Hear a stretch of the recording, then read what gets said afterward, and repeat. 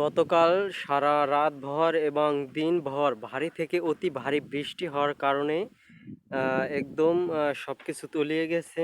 মানুষের চাষাবাদ মানুষেরা চাষাবাদ করতে পারছে না, সবকিছু তলিয়ে গেছে একদম।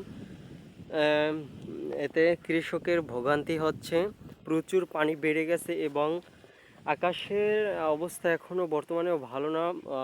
অনেক মেঘ জমে আছে, বৃষ্টি হওয়ার আরও সম্ভাবনা আছে এবং আরও অতি ভারী থেকে অতি ভারী বৃষ্টি হওয়ার সম্ভাবনা আছে। এতে যদি আবারও অতি ভারী বৃষ্টি হয় তাহলে কৃষকের অবস্থা একদমই খারাপ হয়ে যাবে। তারা চাষাবাদ করতে পারবে না, তারা ধান লাগাতে পারবে না, যার ফলে কৃষকেরা অনেক ভোগান্তিতে এবং দুর্ভিক্ষেতে পড়ে যাবে। পুকুর এত বৃষ্টি হয়েছে যে পানিতে পুকুর তলিয়ে একদম পুকুরের চাষ করা মাছ কোলায় উঠে গেছে।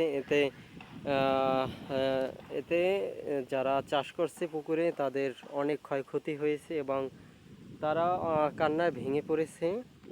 বর্তমান অবস্থা বেশ একটা ভালো না, বরিশাল বিভাগের অবস্থা খারাপ। ভারী বৃষ্টি হয়, সারা রাত থেকে দিনভর ভারী বৃষ্টির কারণে প্রচুর পানি বেড়ে গেছে, যাতে কৃষকরা কৃষি কাজ করতে পারছে না এবং ধান যারা লাগাইছে তাও ডুবে যাচ্ছে। আবহাওয়া বেশ একটা ভালো না।